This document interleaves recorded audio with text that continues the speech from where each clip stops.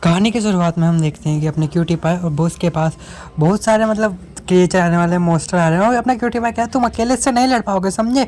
मैं तुम्हें थोड़ी सी अपनी शक्ति दूंगा, इस कारण से तुम हील भी होते रहोगे, तुम्हारी ताकत भी बढ़ती रहेगी, समझे। इसलिए अपने आप पे लोड मत लो ज़्यादा। एंड भाई अपना वो कुछ भी रिस्पॉन्स नहीं करता। क्यूटी भाई देखता है कि वहाँ के डोर्स ओपन हो रहे हैं एंड वहाँ से भाई मॉन्स्टर आ रहे हैं। और वो मॉन्स्टर है ना, जो ये लोग बचाने आया था उन पे हावी पड़ रहे हैं, इनकी सेना घटती जा रही है, मॉन्स्टर की सेना बढ़ती जा रही है। इसका अपने क्यूटी पाई को भाई धो रहा है, ये क्या चल रहा है भाई। ये तो वो मड के मॉन्स्टर है, वो मिट्टी से बनते जा रहे हैं। और ये जो ड्रैगन जैसे क्रिएचर है वो भी आसमान से आते जा रहे हैं। हम किससे लड़ेंगे, हम इनसे कैसे लड़ेंगे। लेकिन वो अपना बॉस ही कहता है कि तुम चिंता मत करो। तेहुन कहता है चिंता मत करो, हम लोग लड़ लेंगे, समझे। तुम बस मेरे साथ रहना, मुझे पावर देते रहना। अरे तुम अकेले क्या कब तक लड़ रहे होगे ना, मैं हूं ना यहाँ पे, समझे। एंड भाई अपना क्या है, बेचारा तेहुन बेहोश हो जाता है एंड अपना क्यूटी पाई से नीचे लाता है। एंड हम देखते हैं कि वहाँ का जो एटमॉस्फेयर है वो बहुत डार्क हो जाता है, सांस लेना मुश्किल हो जाता है क्योंकि मॉन्स्टर बढ़ जाते हैं।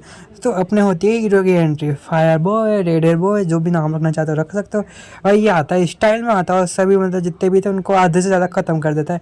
एंड वो कहता है मुझे पता ही था तुम्हें मेरी ज़रूरत तो होगी। एंड भाई अपना क्यूटी पाई चौंक जाता है कि ये आ गया, सही में आ गया। एंड अपना क्यूटी पाई बिना कुछ सोच समझे कहता है जाओ तुम इसे नीचे उतारो, जब तक मैं थोड़ा रोकता हूँ इन लोगों को, जितना मेरे से हो सके मैं उतना अपनी क्या कर तैयार करूँगा। एंड वो अपना सेक्रेटरी से भी कहता है तुम नीचे जाओ, बाकी मैं यहाँ संभालता हूँ, ताकि ना ये लोग। और अपना फायर बॉय देखता रहता है। एंड फायर बॉय कहता है तुम्हें इतना लोड लेने की ज़रूरत नहीं है, मैं हूँ ना।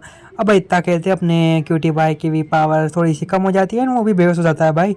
भाई अपना फायर बॉय दोनों को पकड़ता है, वो भी आसमान के बीच। भाई चेहरा ये क्या हो गया भाई इसको, एक तो मेरे पहले कहा था इतना लोड मत लेना, सब कुछ ज़्यादा ही लोड ले लिया। अभी दोनों को जिम्मेदारी मेरी है। तो वो उन्हें नीचे ज़मीन पे उतारता है एंड अपना सेक्रेटरी कहता है बाकी सब तो ठीक है, हमें लड़ना तो होगा। अरे तुम चिंता मत करो, मैं सब संभाल लूँगा, तुम बस इन दोनों को सेफ रखना क्योंकि अभी दोनों लड़ने की आदत नहीं है। और मैं इस क्यूटी पाई को ले जाता हूँ। भाई इसके पीछे भी एक चाल है, वो क्यूटी पाई को अलग ही निगाहों से देख रहा होता है कि वो मन में सोचता है कि सही में यार ये बहुत क्यूट तो है, कुछ भी कोई, इसने अपनी जान लगा दी। एंड नेक्स्ट सीन में अपन लेडी गागा को देखते हैं जो उनको हील कर रही होती है। वो कहती है कि देखो जितना मेरे से हो सका मैंने उतना तो कर दिया, लेकिन मैं गारंटी ले सकती हूँ ना ये जितना हो जाएगा। तुमने वैसे भी इनकी आके मदद कुछ की नहीं है, समझे। और मेरा भी टाइम हो रहा है, मेरे को जाना होगा यहाँ से जाने में तो। लेकिन तुम आगे ध्यान रखना, इनको कुछ होना नहीं चाहिए, होश में आते हैं इनको सब बताना पहले तो। एंड मुझे तो बस क्यूटी पाई की चिंता है, वो होश में आएगा नहीं आएगा क्योंकि उसके फीवर बहुत चढ़ रहा है। अरे तुम चिंता मत लो, अपना रेड वेड कहता है। एंड कोई बात नहीं, मैं तो बस ये कह सकता हूँ कि ये जल्दी से जल्दी होश में आए, और तो क्या ही बोलूँ। तुम्हें कोई चिंता नहीं हो रही क्या उसकी, देखो ना वो लाल हो रहा है, वो पता नहीं क्या सोच रहा है ऐसा। अरे यार वो उसके ऊपर है, वो होश में आ जाएगा, तुम इतना चिंता मत करो, थोड़ा सा फीवर होगा। ये उसकी पहली फाइट थी ना। अरे पहली फाइट, तुम्हें अपनी पहली फाइट याद है। अरे याद मत दिलाओ, समझे ना, वरना ठीक है यार, मैं अपने आगे का काम करने बाहर जा रही हूँ, तुम इनका ध्यान रखना और इनके होश में आते ही बता देना मेरे को कि वो लोग होश में आ गए। एंड अपना वो कहता है ठीक है तुम जाओ, मैं यहाँ थोड़ा रुकता हूँ। एंड इतनी ही देर में अपना वो सीते हूँ होश में आ जाता है। वो कहता है कि मैं कहूँ सब ठीक है, हम जीत गए। एंड अपना भाई रेडर वाला कहता है अरे बॉस तुम चिंता मत करो, तुम ठीक हो, तुम जीत के तो तुम्हारी ताकत खत्म हो गई थी इसलिए तुम बेहोश हो गए थे, लेकिन हम सब ठीक है। ना वो अपना क्यूटी पाई को देखता है कि इसको हुआ क्या, ये तो अभी भी बेहोश है। एंड भाई वो किंग को फ़ोन करता है कि सब ठीक तो है ना वहाँ पे, हमने जो क्या सोचा था वो हो तो क्या। किंग भी बताता है हाँ हमने ज़्यादातर मोस्टर्स को तो मार दिया, लेकिन आगे का बता नहीं सकते हम, अटैक तो हो सकता है क्योंकि अभी डोर्स ओपन है। एंड तुम्हें भी अपनी पूरी जान लगा के लड़ना ही होगा ना। और देखता है क्या क्यूटी पाई उसमें जगह अपना रेड है उधर उठाने की कोशिश करता है कि भाई उठ जा। और इन दोनों के भाई आगे आगे लड़ाई हो सकती है क्यूटी पाई के लिए दोनों में, क्योंकि दोनों के दिल में क्यूटी पाई के लिए प्रेम है। वो कहता है भाई तुम हुआ क्या। अरे कुछ नहीं यार, मेरा दोस्त है वो अच्छा खासा है इसलिए मैं देख रहा था, तुम्हें भी आते फ्रेश व्रेश होना चाहिए। योन हुंजे क्या है भाई, इसका नाम योन है। अपने क्यूटी पाई का भी पता चल जाता है, पता चल गया। एंड अपना सेक्रेटरी आता है जिससे आप सब लोग होश में आ गए, सब ठीक है। लेकिन अपना क्यूटी पाई भाई होश में तो आ जाता है, लेकिन उसे अभी भी थोड़ा फीवर टाइप लगता है। एंड भाई शाम वो उठता है एंड हम देखते हैं कि अपना बॉस वहाँ खड़ा है उसके सामने ना धो के। एंड भाई वो देखता है इसको काबा भाई, और अपना क्यूटी पाई ब्लश करने लगता है, यून ब्लश करने लगता है। एंड वो कहता है अरे तुम मेरे दूर हो, समझे, हाँ मेरे इतने करीब मत आओ, मुझे कुछ कुछ होता है। अरे यार तुम्हें कुछ क्यों हो रहा है, हम तो वैसे भी एक हो चुके हैं ना पहले, तो अब फिर से प्यार करने की क्या है। मुझे पता है तुम ये बुखार है जो किस चीज़ का बुखार है समझे, तुम्हारे अंदर हीट बेरी है, उस हीट को तो मैं ही शांत कर सकता हूँ और कोई शांत नहीं कर सकता। अरे भैया मेरे को जाने दो, अभी अभी वो टाइम नहीं है, अभी ये टाइम नहीं करने का समझे, मैं जा रहा हूँ। नहीं तुम कहीं नहीं जाओगे समझे, तो मेरी बाहों में रोको और आज हम दिल खोल के प्यार करेंगे। एंड चलो ठीक है यार कर लो। अपना क्यूटी पाए उसको अपने आप को सौंप देता है कि तुम्हें जो करना है कर लो, लेकिन ठीक है उनका प्यार चरम सीमा पे होता है। एंड नेक्स्ट डे हम देखते हैं, देखो बहुत रात होगी, तुम नहा लो फ्रेश हो जाओ, फिर हम खाना खाने चलते हैं ठीक है।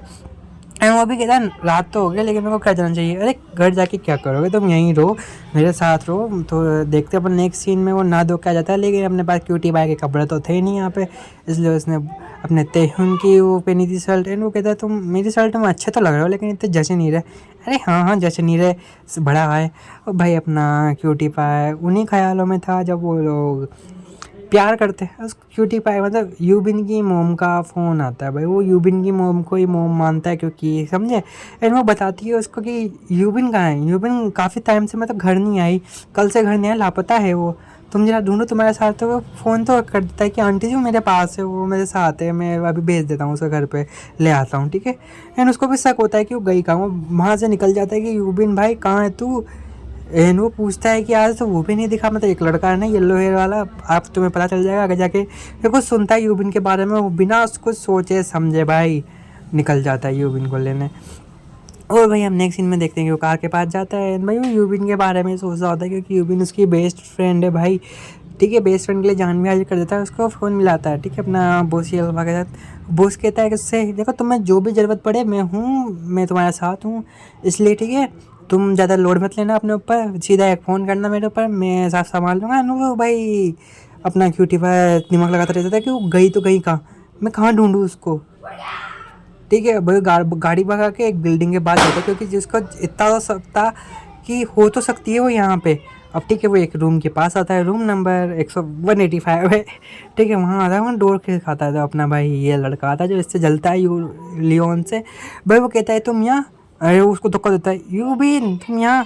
भाई हम यूबिन की हालत देख के थोड़ा सा, क्योंकि उसने यूबिन के साथ बहुत टॉर्चर किया था, यूबिन को अच्छे लड़की को मारा पीटा भाई उसने, ये गलत बात है। और अपना लियोन का खून खोल जाता है। लियोन उससे कहता है तुम ठीक तो हो ना, तो इसने कुछ किया है क्या, मैं इसको छोड़ूंगा नहीं, चिंता मत करो तुम।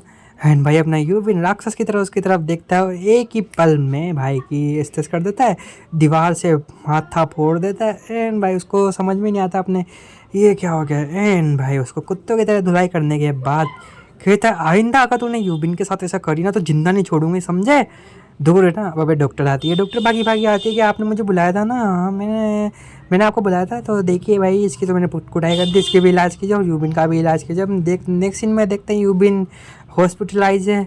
एंड वो उसके पास खड़ा है, वो आंटी जी का फ़ोन आता है, आंटी वो कहता है कि चिंता मत कीजिए आंटी जी सब ठीक है। यूबिन हाँ बताता तो नहीं है लेकिन यूबिन के साथ क्या होता है क्योंकि आगे पता चली जाएगा उन्हें। एंड भाई अपनी डॉक्टर यूबिन पे डोर डालने लगती है, मतलब लियोन पे। वो कहती है क्या तो मेरे साथ खाना खाने चलोगे, मतलब डेट में, और डेट की पूछती है भाई ओपनली उससे। एंड भाई यूबिन मतलब क्या कहे, वो कुछ नहीं कहता शुरुआत में, तो बाद की बात में सोचेंगे। एंड भाई यहाँ दोनों भी उसके लड़के की बात कर रहे हैं कि लियोन ने सच में उसकी कुत्ते की तरह धुलाई की है, उसकी हड्डियाँ टूट गई, सब कुछ ख़त्म हो चुका है भाई। लेकिन फिर कोई बात नहीं, उसने जो किया अच्छा किया होगा क्योंकि उसकी दोस्त है यार वो, समझा करो। और वैसे भी हमें इस एम्प्लॉय को रखना नहीं चाहिए अपनी कंपनी में, निकाल देना चाहिए। तुम उस पर क्या कहते हैं रिसर्च करना, उनके बारे में पता लगाना, गेम तो अब चालू हुआ है भाई। एंड वो ऐसे क्रीपी स्मेल देता है भाई, सेक्रेटरी समझ नहीं पाता क्या कह रहे हैं भाई वो बस। और वो किसी को फ़ोन करते हैं, फ़ोन की कन्वर्सेशन नहीं बताऊंगा मैं क्योंकि वो इम्पोर्टेंट नहीं है ठीक है। और वो फ़ोन उनके लोड को करता है, मतलब किंग के ऊपर भी एक लोड होता है उसको करता है। एंड भाई अभी लोड का चेहरा भी नहीं दिखाया जाता, कुछ भी नहीं दिखाया जाता इस मंगा में। अपना सेक्रेटरी भाई बाहर चल जाता है। और भाई यहाँ सबसे ज़्यादा मतलब एक नोटिस चीज़ करने वाली है कि ये जो लड़का है वो किंग का सेक्रेटरी है। तो यहाँ दोनों मिलते हैं, वही वो सोचता है इसको तो मैंने कहीं कहीं देखा है, देखा तो लगा लेकिन मैं कहाँ देखा होगा इसको। तो उससे थोड़ी जनरल कन्वर्सेशन करता है वो, ये और भाई क्या हाल चाल है, तुम मैंने देखे लगते हो, तुम्हें कोई भी दिक्कत हो तो तुम इस कार्ड पे मेरे पास आ जाना है ठीक है। इनसे मतलब फ्रेंडली होने की कोशिश करते हैं। हम नेक्स्ट सीन में देखते हैं कि यूबिन भाई रो रही होती है, उसने शायद उस पर ट्रस्ट करके गलती कर दी। एंड भाई अपना लियोन समझाता था वो तुम्हारी गलती नहीं थी, वो होता है सबकी लाइफ में, सब फेज आता है जो निकल नहीं पाते उससे, लेकिन तुम धीरे धीरे निकल ही जाओगे। अब यूबिन बाहर जाता है और भाई उसको क्या कहते हैं क्या कहते हैं बॉस का फ़ोन आता है उसके तायुन का। तायुन कहता है कि तुम सब ठीक हो, तुमने पहले बहुत बिगाड़ दिया भाई, तुम्हें उसको इतना मारने की ज़रूरत नहीं थी, वो अधमरी हालत में है, अगर मर जाएगा तो। अपना लियोन भी गुस्सा हो गया, क्या मरना ही चाहिए उसको, मरना ही चाहिए, समझे, उसने मेरी बहन दोस्त के साथ अच्छा नहीं किया भाई, मेरी बहन जैसी दोस्ती को उसको मेरे पर हाथ लगाएगा तो मैं उसको जिंदा नहीं छोड़ूंगा, उसको तो जीना नहीं। अब भाई डॉक्टर आती है, डॉक्टर तो वैसे यूबिन को मतलब लियोन को पसंद करती है, वो उस पर डोरे डालती है, एंड भाई वो उसको पकड़ के ले जाती है। तो तुमने वादा किया था तुम मेरे साथ खाना खाना चलोगे, तो अपन खाना खाना चलते हैं, ठीक है।